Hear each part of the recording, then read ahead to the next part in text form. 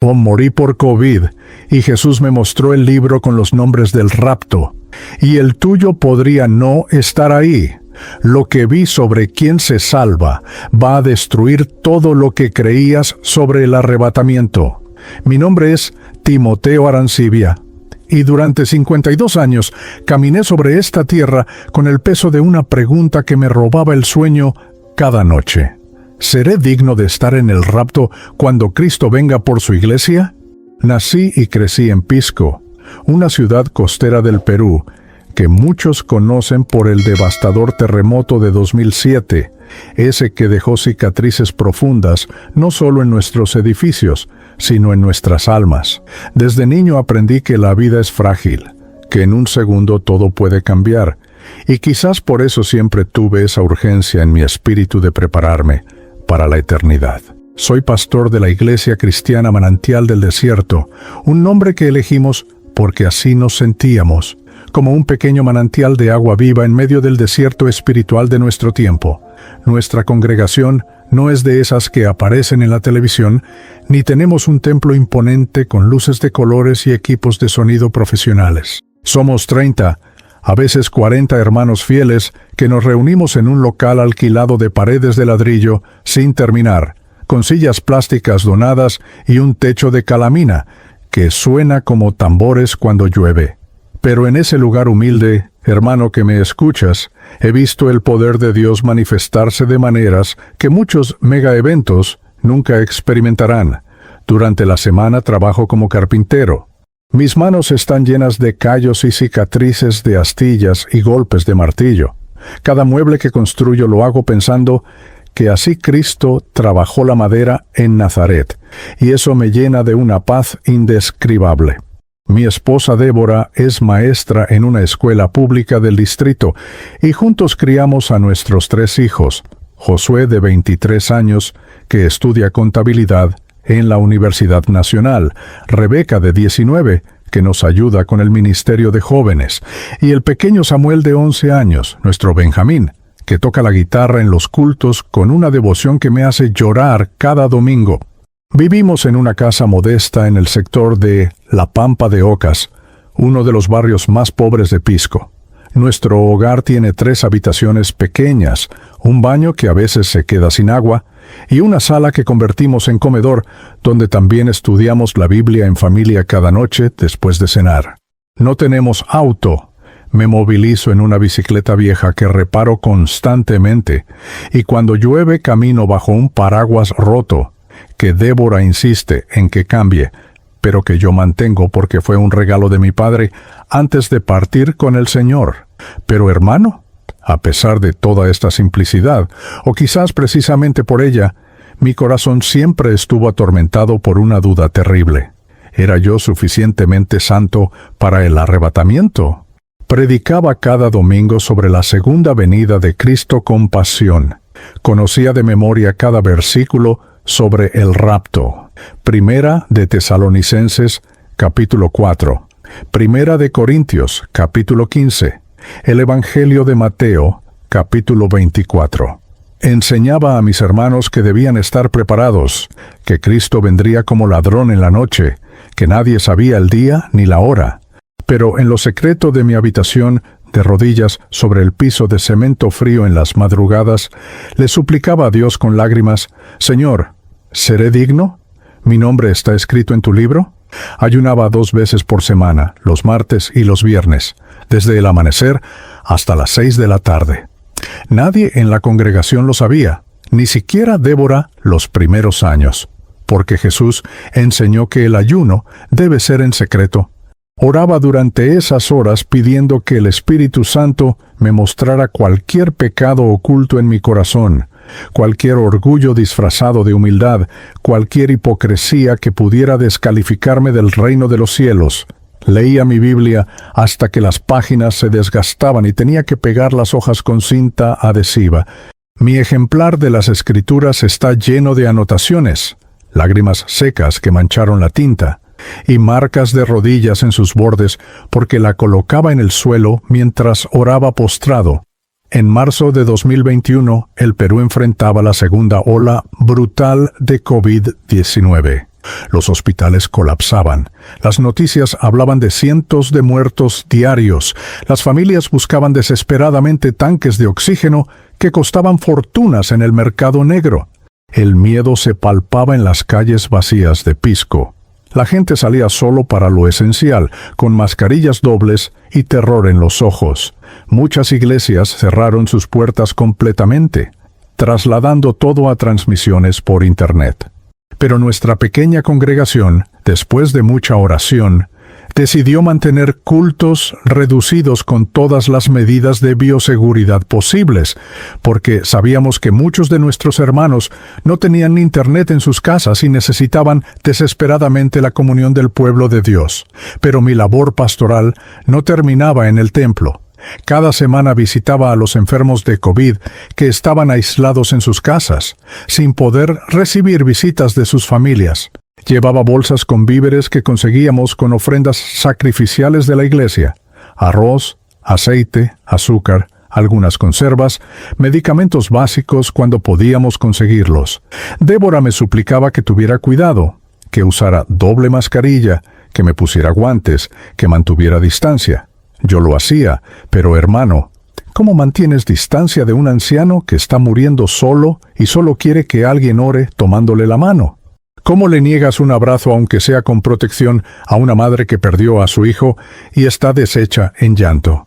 Recuerdo especialmente a don Esteban Flores, un hermano de 74 años que vendía periódicos en la Plaza de Armas desde que tenía memoria.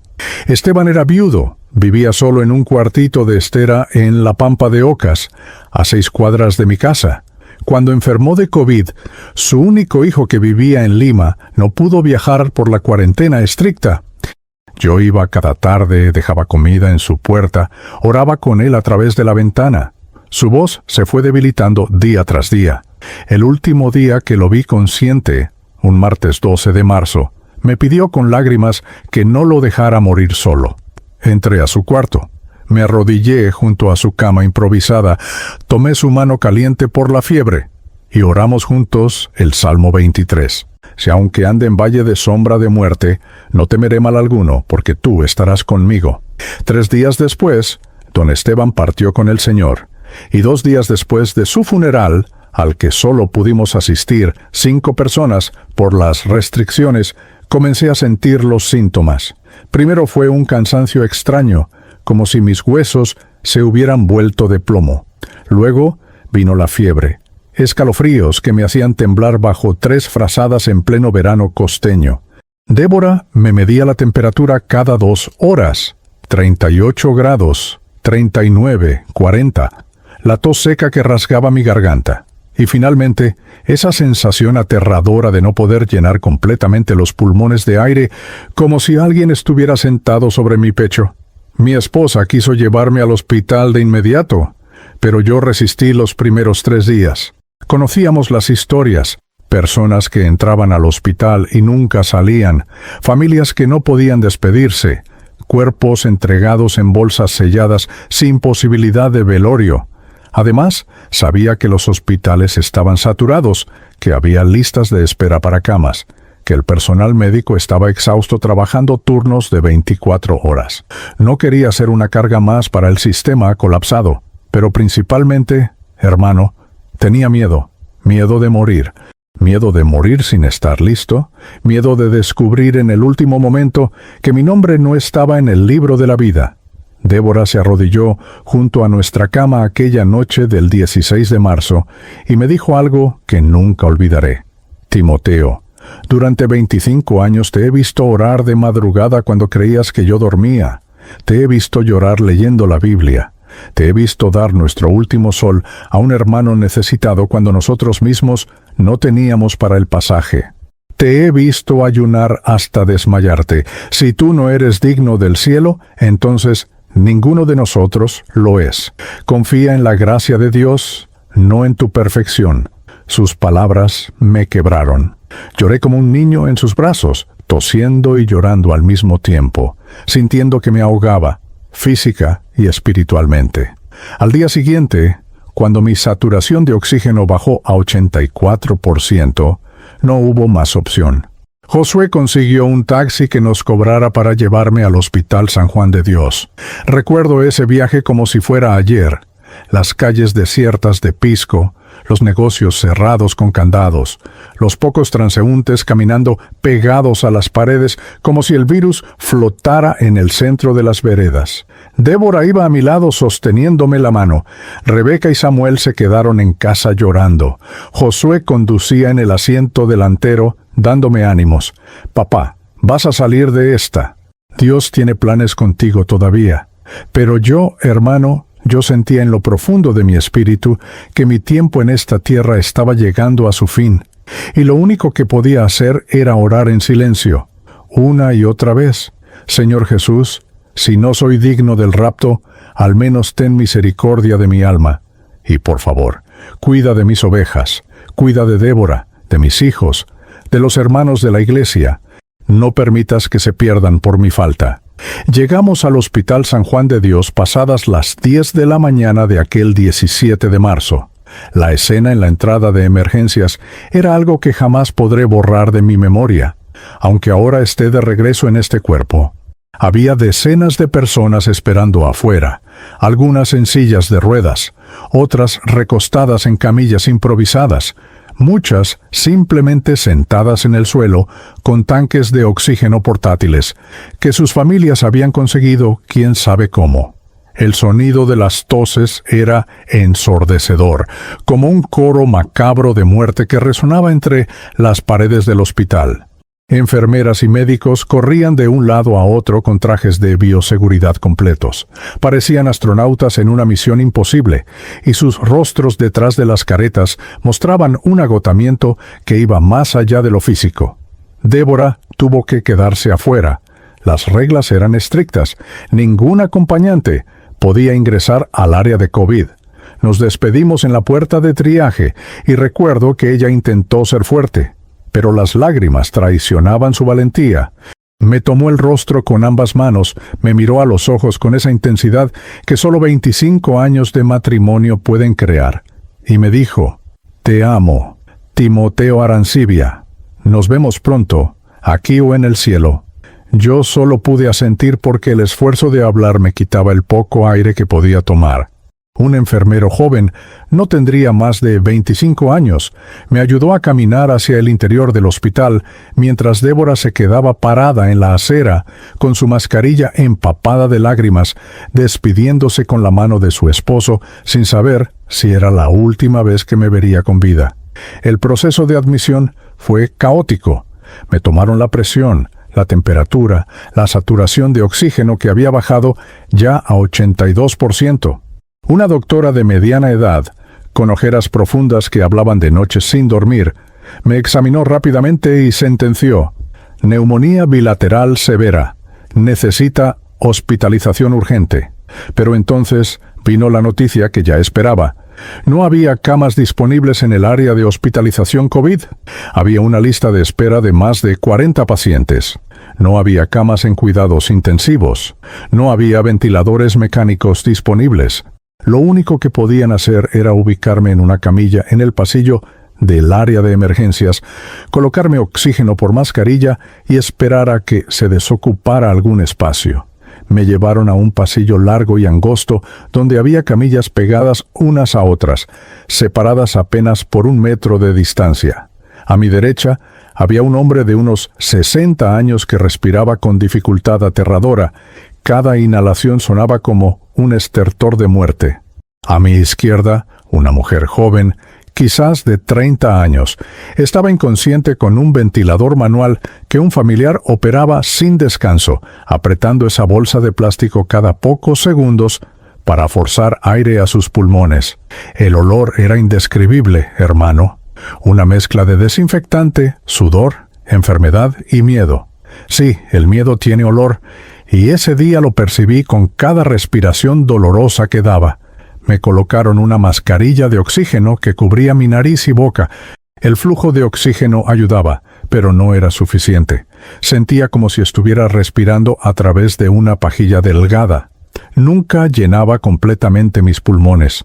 Un médico vino y me explicó que me administrarían corticoides, antibióticos y anticoagulantes. Me mostró un consentimiento informado que tuve que firmar. Un documento que básicamente decía que el hospital haría su mejor esfuerzo, pero que no podían garantizar nada, dada la saturación del sistema. Firmé con mano temblorosa, consciente de que estaba firmando quizás mi sentencia de muerte. Los primeros 2 días en ese pasillo fueron una tortura lenta. No podía dormir porque cada vez que intentaba recostarme completamente, la sensación de ahogo se intensificaba. Tenía que permanecer semisentado, sostenido por almohadas delgadas que se aplanaban en cuestión de minutos. La fiebre no cedía a pesar de los medicamentos. 40 grados que me hacían delirar. Veía sombras moviéndose en las paredes, escuchaba voces que no existían. En mis momentos de lucidez, oraba. Oraba sin cesar, recitando salmos que había memorizado desde niño, clamando al Señor por misericordia, no solo para mí, sino para todos los que estaban en ese pasillo de la muerte. El hombre de 60 años que estaba a mi derecha murió la segunda noche. Escuché cuando los monitores comenzaron a sonar, vi cómo el equipo médico corrió hacia él, intentaron reanimarlo durante lo que pareció una eternidad, pero fueron quizás 10 minutos. Finalmente, el médico pronunció la hora de fallecimiento, 2:37 de la madrugada.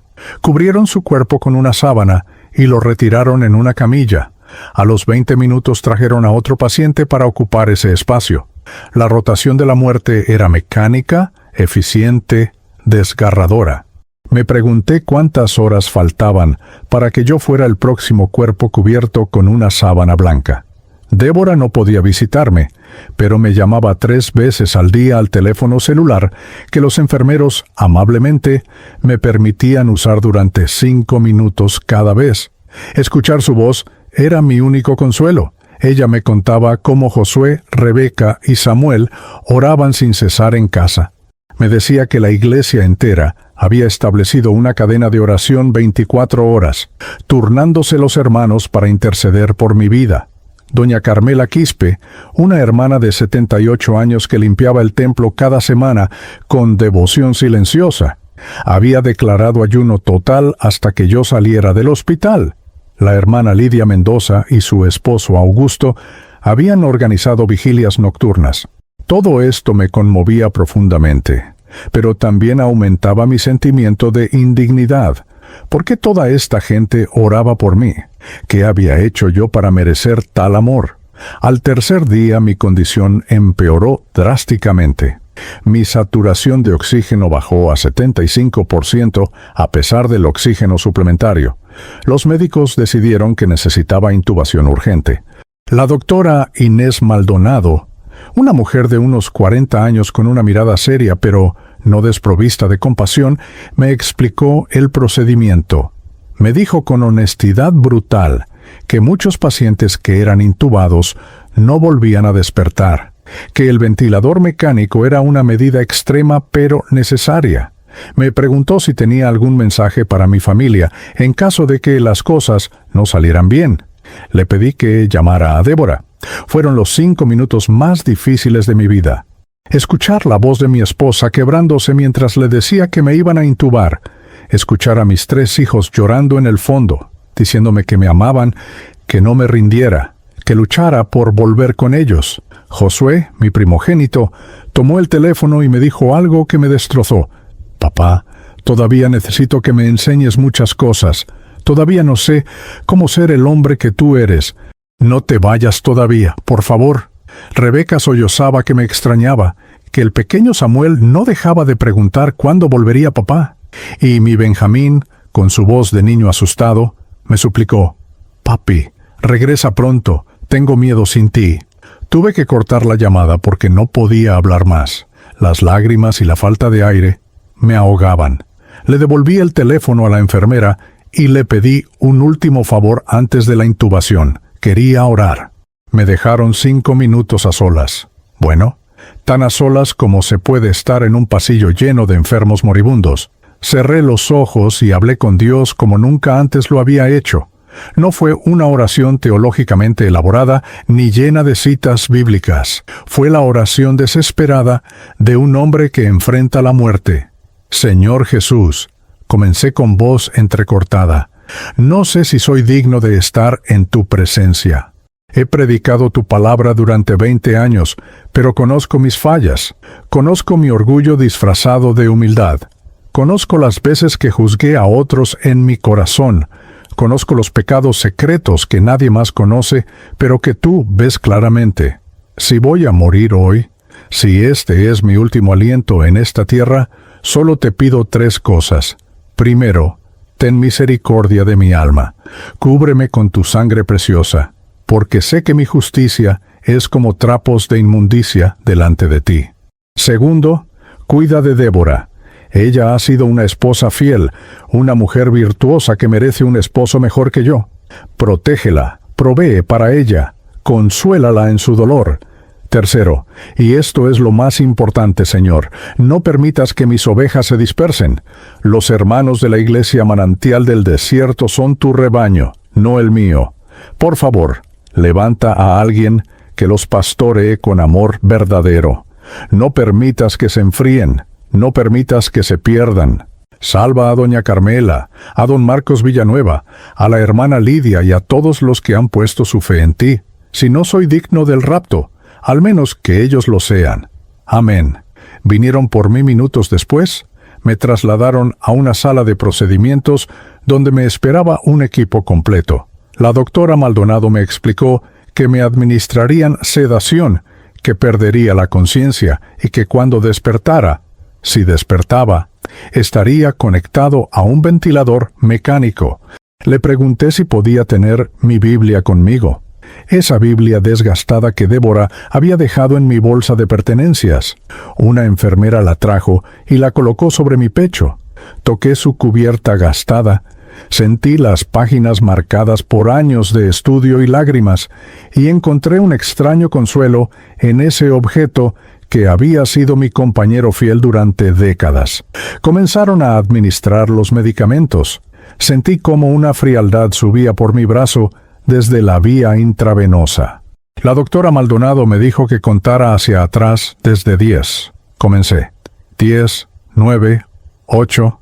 Mi mente empezó a nublarse. 7, 6. Las luces del techo se volvieron borrosas. 5, 4. Escuché voces distantes. 3. Mi última oración consciente fue: en tus manos encomiendo mi espíritu. 2. Oscuridad. 1. Silencio absoluto. No sé cuánto tiempo pasó en esa oscuridad. Podría haber sido un segundo o una eternidad. Pero lo que vino después de ese silencio, hermano, lo que experimenté en los siguientes momentos, cambiaría para siempre mi comprensión de la vida, la muerte, la salvación y el rapto que tanto había predicado, pero que nunca había comprendido verdaderamente. Porque Dios, en su infinita misericordia, estaba a punto de responder la pregunta que había atormentado mi alma durante 52 años. ¿Era yo digno de estar entre los escogidos? Lo primero que recuerdo después de esa oscuridad absoluta fue una sensación de ligereza indescriptible, como si todos los pesos que había cargado durante 52 años se hubieran evaporado instantáneamente. Ya no sentía el dolor en mi pecho, la quemazón en mis pulmones, la fiebre que consumía mi cuerpo. Abrí los ojos, si es que se puede llamar abrir los ojos, a esa nueva forma de percepción, y lo que vi desafía cualquier capacidad humana de descripción. Estaba suspendido en lo que solo puedo llamar un espacio de luz viviente, una luminosidad que no provenía de ninguna fuente específica, sino que emanaba de todo y de nada al mismo tiempo.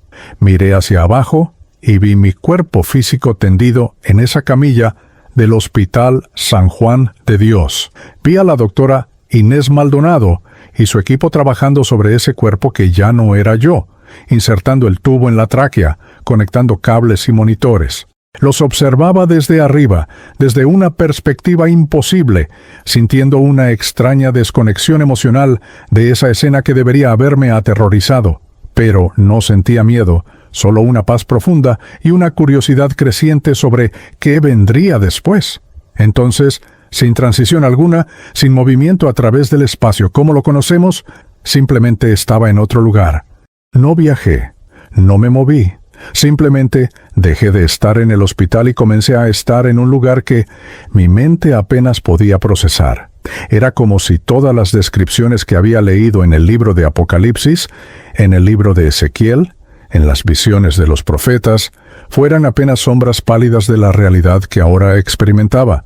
Había colores que no existen en el espectro visible humano, sonidos que eran simultáneamente música y palabra, fragancias que eran tangibles como objetos sólidos, y frente a mí, hermano, a una distancia que no puedo medir porque allí no existían las distancias como las conocemos, estaba el trono. No puedo describirlo sin sonar ridículo o insuficiente. Era como si todo el universo convergiera en ese punto, como si cada átomo de la creación encontrara su propósito y significado en esa presencia central. Alrededor del trono había seres que solo puedo llamar ángeles, aunque esa palabra parece infantil para describir lo que presenciaba. Algunos tenían formas humanoides, pero con alas inmensas que reflejaban luz como prismas vivientes. Otros eran ruedas dentro de ruedas, llenas de ojos que observaban en todas direcciones simultáneamente. Había criaturas con rostros de león, de águila, de buey, de hombre, exactamente como Juan lo describió en su visión. Pero nada de eso importaba porque mi mirada fue atraída inevitablemente hacia aquel que estaba sentado en el trono, Jesús, el Cristo, el Cordero de Dios, el Rey de Reyes. Vi las marcas de los clavos en sus manos, las heridas que compraron nuestra salvación. Su rostro irradiaba una gloria que debería haberme consumido, pero en lugar de destruirme, esa gloria me llenaba de un amor tan intenso que mi ser espiritual apenas podía contenerlo. Sus ojos, hermano, sus ojos me miraban como si yo fuera la única persona que existiera en toda la creación, como si cada momento de mi vida hubiera sido observado con ternura infinita. Y entonces habló. No escuché su voz con oídos físicos, porque ya no los tenía, pero su palabra resonó en cada fibra de mi ser espiritual. Dijo mi nombre completo con una ternura que me quebró. Timoteo Arancibia, siervo fiel de Pisco. Escuchar mi nombre en sus labios, escuchar que me llamaba siervo fiel, cuando yo había pasado toda mi vida dudando de mi fidelidad, fue demasiado. Caí postrado, o al menos esa es la única forma que tengo de describir la reverencia absoluta que me doblegó ante su presencia. «Levántate, Timoteo», dijo Jesús con voz que era simultáneamente trueno y susurro. «No temas. Has venido aquí porque tengo algo que mostrarte, algo que debes llevar de regreso a mis siervos que aún esperan mi venida». Sus palabras me confundieron. ¿De regreso? ¿Significaba eso que no me quedaría aquí? ¿Que tendría que regresar a ese cuerpo enfermo, a ese mundo de dolor? Pero antes de que pudiera procesar esas preguntas, Jesús extendió su mano, y en ella apareció un libro. Hermano que me escuchas, no era un libro como los que conocemos en la tierra. Era un volumen de luz viva, de páginas que eran simultáneamente sólidas y etéreas. Cuando Jesús lo abrió, vi que estaba lleno de nombres. Miles, decenas de miles, quizás millones de nombres escritos en lo que parecía tinta dorada, pero que pulsaba con vida propia. Cada nombre brillaba con una intensidad particular, y me di cuenta de que esa intensidad variaba. Algunos nombres resplandecían como soles pequeños, mientras otros tenían un brillo más suave pero constante. Dijo Jesús, sosteniendo el libro ante mí, es el libro de los escogidos para el rapto. Aquí están escritos los nombres de aquellos que subirán cuando venga por mi iglesia. Quiero que veas algunos de estos nombres, Timoteo, porque lo que estás a punto de presenciar destruirá muchas de las ideas falsas que mi pueblo tiene sobre quién entrará en mi reino. Con reverencia absoluta me acerqué al libro. Jesús pasó las páginas, y lo que vi me dejó atónito. El primer nombre que reconocí me hizo llorar lágrimas que en ese estado espiritual eran tangibles como perlas líquidas. Era el nombre de doña Carmela Quispe, esa hermana de 78 años de nuestra congregación que limpiaba el templo cada semana en silencio, que nunca predicaba ni dirigía alabanzas, que siempre se sentaba en la última fila con su Biblia gastada. Su nombre brillaba con una intensidad cegadora, como si fuera uno de los más luminosos en toda esa página. ¿Ves a Carmela?, preguntó Jesús con una sonrisa en su voz. Ella no sabe que su nombre brilla así. Durante 52 años ha servido en lo secreto. Ha orado de madrugada por nombres que nadie más recordaba. Ha ayunado por situaciones que nadie más conocía. Ha perdonado ofensas que otros hubieran vengado. Ha dado su último pan a quien tenía hambre. Y nunca, ni una sola vez, lo hizo para ser vista. Por eso su nombre resplandece con tanta gloria. Seguí mirando y vi más nombres que reconocía. Estaba don Esteban Flores, el vendedor de periódicos que había muerto de COVID días antes que yo. Su nombre brillaba intensamente. Vi a la hermana Lidia Mendoza y a su esposo Augusto, miembros fieles de nuestra iglesia que nunca tuvieron mucho dinero, pero compartían todo lo que tenían. Vi el nombre de Marcos Villanueva, un joven humilde de 28 años que trabajaba como ayudante de construcción y que cada sábado iba al terminal de autobuses de Pisco a repartir folletos del Evangelio, soportando burlas y rechazos con una sonrisa paciente. «Estos son los míos», explicó Jesús mientras seguía pasando páginas. No los que predican en estadios llenos, ni los que aparecen en televisión con trajes costosos. No los que tienen millones de seguidores en redes sociales, ni los que escriben libros de superación personal disfrazados de evangelio. Estos son los que me aman en espíritu y en verdad, los que oran en secreto, los que ayunan sin anunciarlo, los que perdonan sin llevar cuenta, los que dan sin esperar reconocimiento. Me mostró entonces una sección del libro que me dejó sin aliento. Había nombres de personas de toda América Latina. Vi nombres de Honduras, de Bolivia, de Paraguay, de El Salvador, de Guatemala. Reconocí algunos porque había participado en conferencias pastorales, donde conocí a siervos humildes de congregaciones pequeñas. Vi el nombre de un pastor en Tegucigalpa que pastoreaba 15 personas en un garaje. Vi el nombre de una misionera en Santa Cruz de la Sierra que trabajaba con niños de la calle.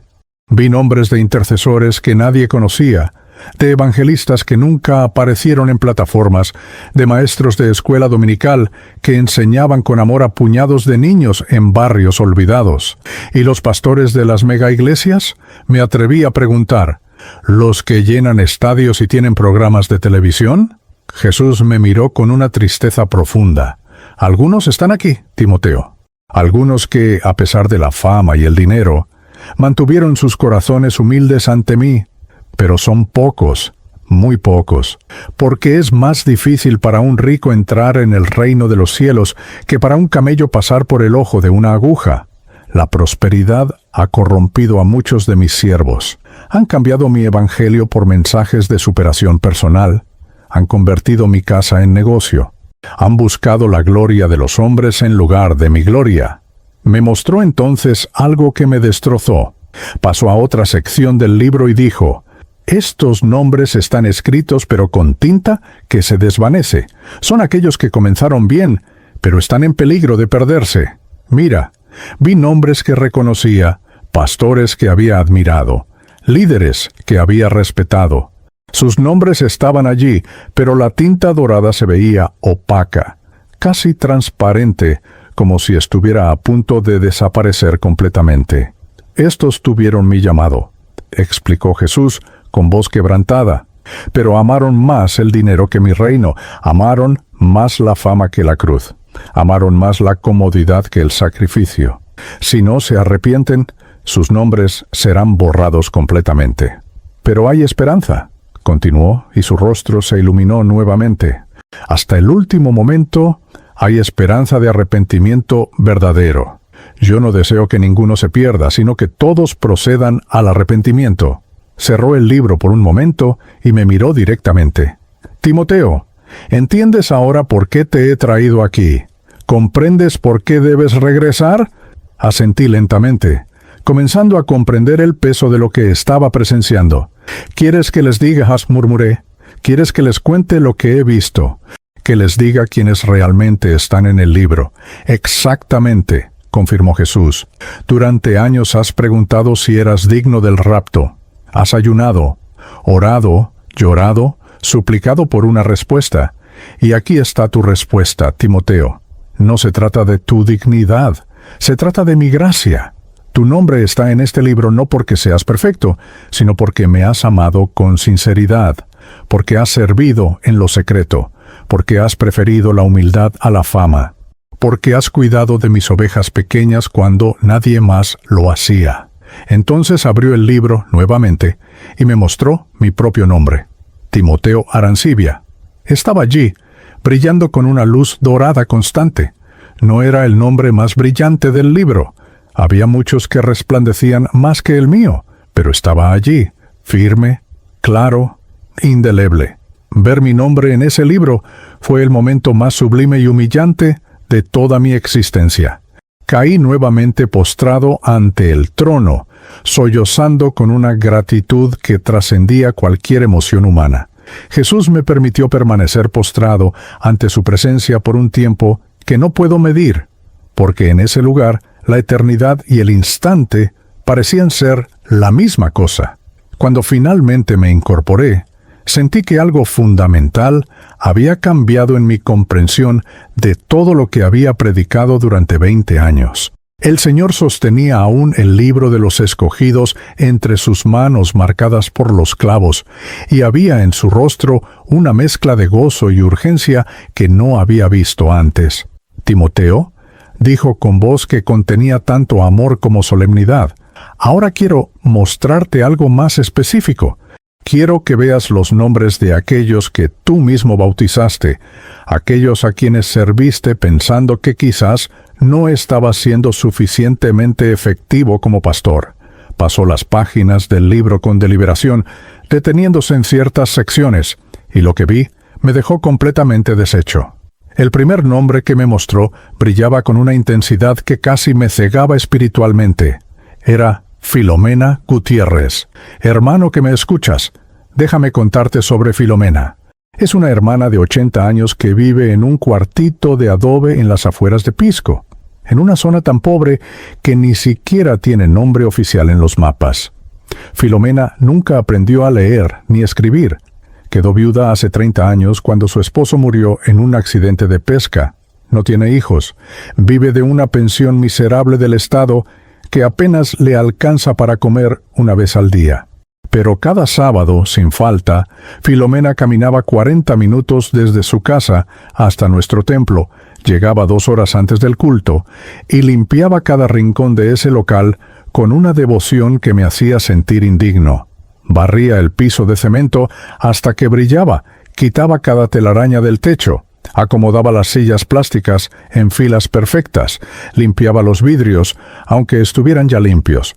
Y lo hacía en absoluto silencio, cantando por lo bajo himnos antiguos que había aprendido de memoria. Nunca pedía reconocimiento, nunca esperaba que alguien le agradeciera. Cuando intentábamos pagarle algo por su trabajo, se ofendía y decía: «Pastor, esto lo hago para mi Jesús, no para ustedes. Él me ha dado tanto que limpiar su casa es mi único regalo». Yo la bauticé hace 7 años, en el mar de Pisco, y recuerdo que lloró tanto durante el bautismo que pensé que se iba a ahogar antes de que pudiera sumergirla. ¿Ves cómo brilla su nombre, Timoteo?, preguntó Jesús, señalando la página. Filomena no sabe teología, no puede citar versículos porque no sabe leer, no lidera ministerios, ni da conferencias, pero su amor por mí es puro como el oro refinado 7 veces. Cada vez que limpia ese templo pensando que lo hace para mí, es como si estuviera adornando el mismísimo trono del cielo. Cada lágrima que derrama en oración por personas cuyo nombre ni siquiera recuerda, es recogida en copas de oro ante mi presencia. Su nombre resplandece porque su corazón es completamente mío. Seguí mirando y vi otro nombre que me hizo llorar: Marcos Villanueva. Marcos tiene 28 años. Trabaja como ayudante de construcción ganando apenas el salario mínimo. Es tartamudo, hermano. Tiene un impedimento del habla que hace que se burlen de él constantemente. En el mundo es considerado poco inteligente, poco capaz, invisible. Pero hace 3 años, después de que lo bauticé en el mismo mar donde bauticé a Filomena, Marcos sintió el llamado de evangelizar. Como no puede predicar con fluidez por su tartamudez, decidió que repartiría folletos del Evangelio. Cada sábado por la tarde, después de trabajar toda la semana en construcción, Marcos toma una pila de folletos que él mismo imprime con el poco dinero que le sobra y va al terminal de autobuses de Pisco. Allí, bajo el sol abrasador del verano o el viento helado del invierno, se para durante 4 horas ofreciendo folletos a los viajeros. La mayoría lo ignora. Muchos lo rechazan con groserías. Algunos rompen los folletos frente a él. He visto adolescentes burlarse de su tartamudez cuando intenta explicar el Evangelio. Pero Marcos nunca se rinde. Nunca pierde la sonrisa. Nunca responde con ira.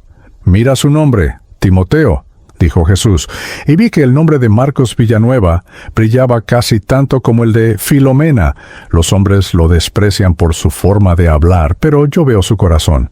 Cada folleto que reparte es como una semilla plantada en la eternidad. Algunos de esos folletos cayeron en corazones preparados y produjeron fruto que Marcos nunca verá en esta tierra, pero que contemplará con asombro cuando llegue aquí. Él sacrifica sus sábados, su dinero, su dignidad ante las burlas, todo por amor a mí. ¿Cómo no iba a estar su nombre escrito con tinta indeleble en el libro de los escogidos? Jesús continuó mostrándome nombres, uno tras otro, y con cada nombre venía una revelación que demolía mis conceptos previos sobre quién era digno del rapto. Vi el nombre de Rosa Paniagua, una hermana de 45 años que trabaja como empleada doméstica. Rosa gana tan poco que a veces tiene que elegir entre comprar comida o pagar el transporte para venir al culto. Pero ella estableció un pacto personal con Dios. Cada vez que recibe su salario, antes de comprar cualquier cosa para ella misma, separa el diezmo completo y una ofrenda adicional.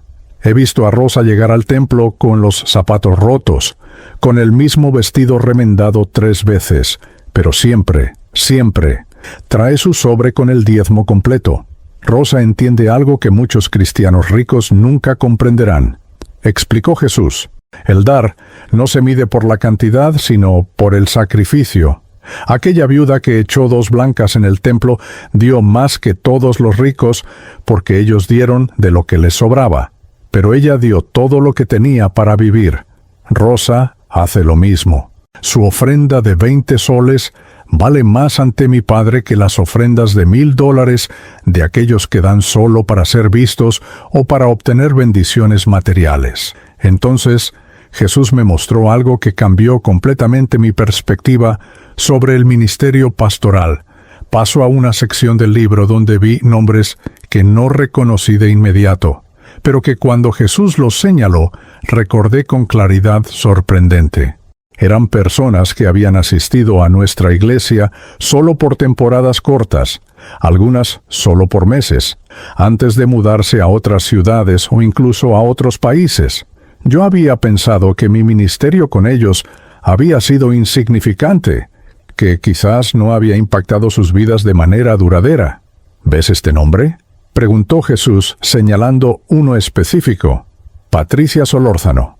Asistió a tu iglesia solo durante 4 meses hace 6 años. ¿Lo recuerdas? Hice memoria y vagamente recordé a una joven tímida que se sentaba siempre en la tercera fila. Patricia llegó a tu congregación en el momento más oscuro de su vida. Había sido abusada sexualmente por un familiar. Estaba contemplando el suicidio. Había perdido toda fe en Dios y en la humanidad. Pero un domingo predicaste sobre el perdón, sobre cómo Jesús perdonó a quienes lo crucificaron. Algo en tu mensaje tocó su corazón destrozado. Después del culto, ella se acercó a ti llorando y te contó su historia. ¿Recuerdas qué le dijiste? Cerré mis ojos espirituales intentando recordar. Entonces vino la memoria.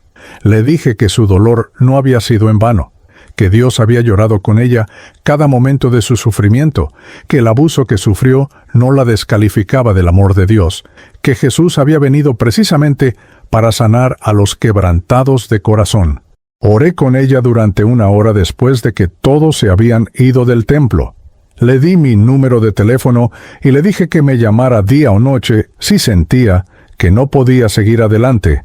Patricia se mudó a Lima 4 meses después por trabajo, continuó Jesús, y tú pensaste que habías perdido contacto con ella, que quizás tu ministerio en su vida había sido mínimo.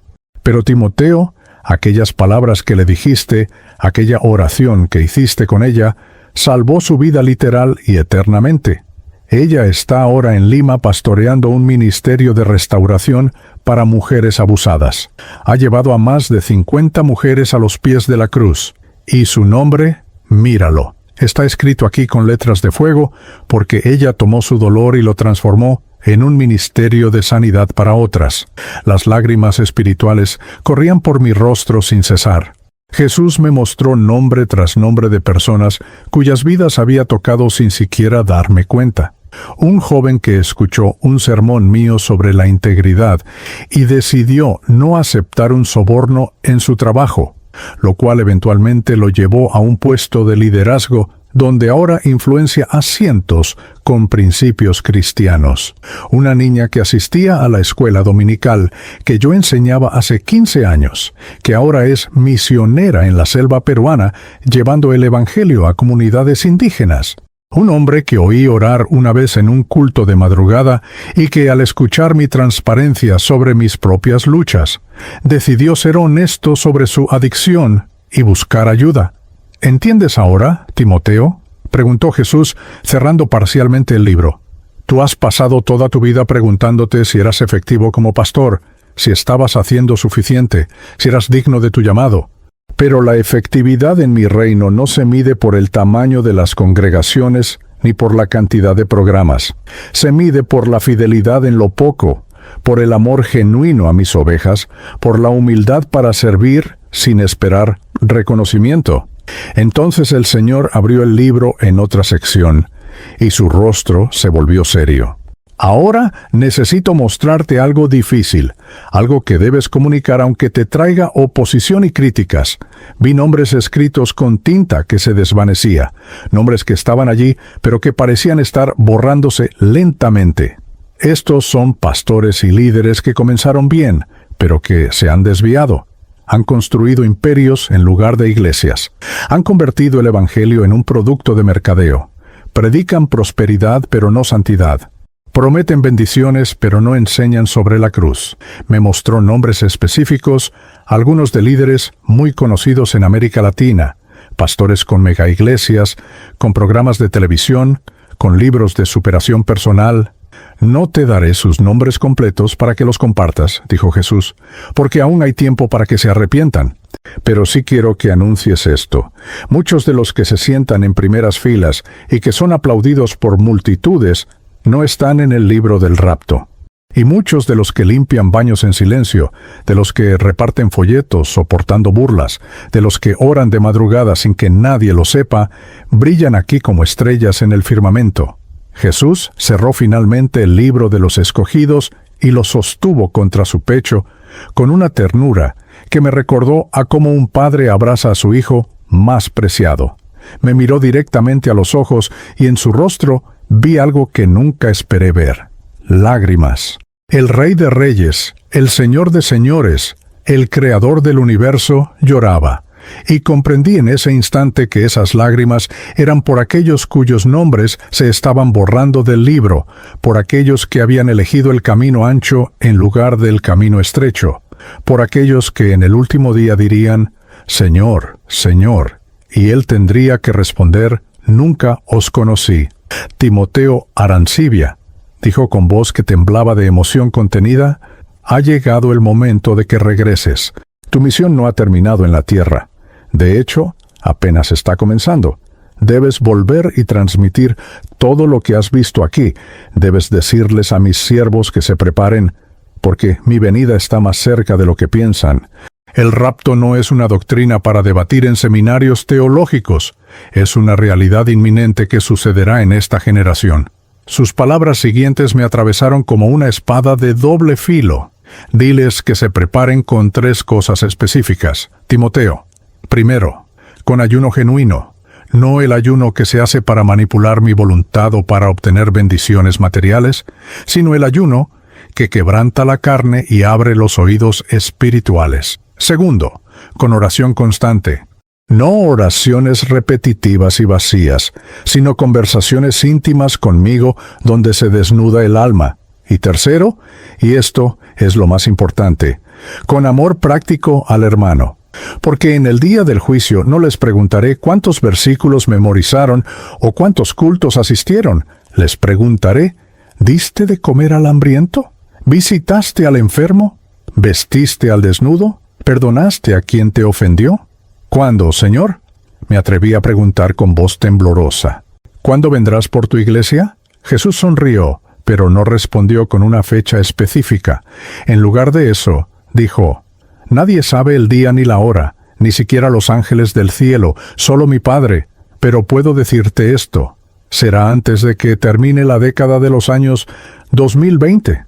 Los señales están por todas partes para quienes tienen ojos para ver. Las guerras, los terremotos, las pestilencias, como la que te quitó la vida temporalmente, el enfriamiento del amor en muchos creyentes, el surgimiento de falsos profetas y falsos cristos. Todo está preparándose para el gran día». Entonces Jesús puso su mano sobre mi cabeza y sentí un fuego líquido derramarse por todo mi ser espiritual. «Te estoy marcando con mi espíritu», explicó. «Cuando regreses a tu cuerpo, llevarás este fuego contigo.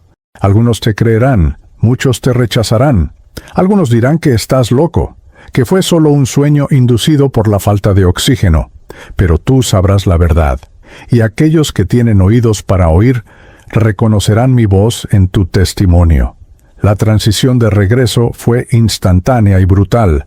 Un momento estaba ante el trono del Creador, envuelto en gloria celestial, y al siguiente momento desperté en una cama de hospital con un tubo bajando por mi garganta, con máquinas pitando a mi alrededor, con dolor punzante en cada centímetro de mi cuerpo físico. El contraste fue tan severo que intenté gritar, pero el tubo de ventilación me lo impedía.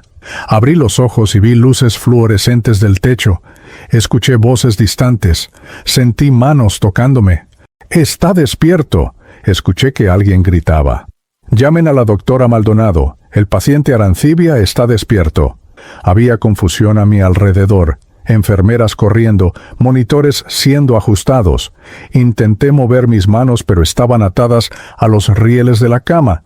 Una precaución estándar para pacientes intubados que a veces, en su confusión, intentan arrancarse el tubo. El pánico comenzó a invadirme. La sensación de estar atrapado en este cuerpo después de haber experimentado la libertad del estado espiritual era casi insoportable. La doctora Inés Maldonado llegó corriendo. Vi su rostro detrás de la careta de protección. Sus ojos reflejaban shock genuino. «Señor Arancibia, tranquilo, está en el hospital, está conectado a un ventilador. No intente hablar», decía mientras revisaba los monitores. «Vamos a sedarlo ligeramente para que no sienta pánico». Pero yo no quería ser sedado. Tenía un mensaje que transmitir. Sacudí mi cabeza violentamente, intentando comunicar que no, que necesitaba estar consciente, que tenía algo urgente que decir. Después supe que permanecí intubado 4 días más. Fueron 4 días de tortura donde mi mente estaba completamente lúcida, procesando todo lo que había visto en el cielo, desesperado por compartirlo. Pero mi cuerpo estaba prisionero de tubos y cables. Débora fue finalmente autorizada a verme a través de un vidrio. No podía entrar a la sala de cuidados intensivos por las restricciones de COVID, pero me veía desde afuera. Cuando nuestros ojos se encontraron, ella comenzó a llorar descontroladamente.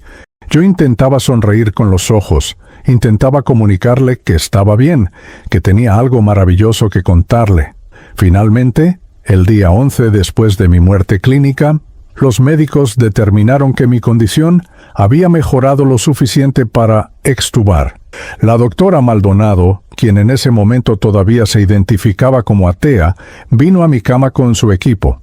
«Bahont, señor Arancibia», dijo con una mezcla de asombro y escepticismo profesional, «usted estuvo clínicamente muerto durante 4 minutos y 27 segundos.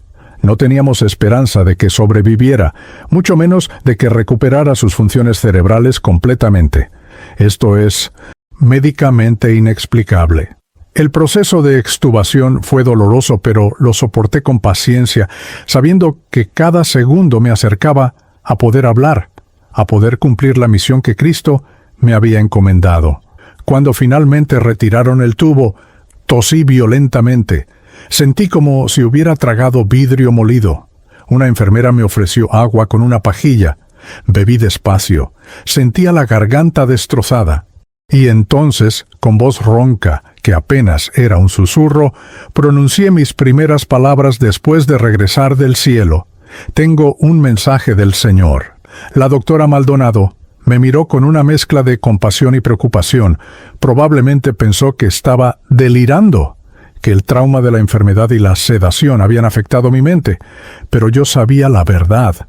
Pasé los siguientes 7 días en el hospital recuperándome, y en ese tiempo le compartí mi testimonio completo a cada enfermera, a cada médico, a cada persona que entraba a mi habitación.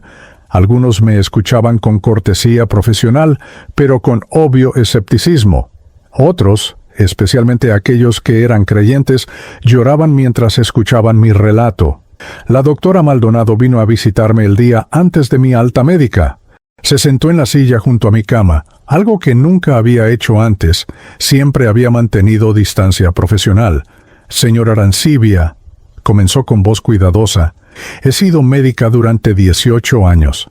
He visto muchas cosas que la ciencia puede explicar y algunas que no puede. Su recuperación es una de esas cosas que desafía toda explicación médica. Usted debería estar muerto o, en el mejor de los casos, con daño cerebral severo. Pero está aquí, hablando coherentemente, con todas sus facultades intactas. Como científica, no puedo explicarlo.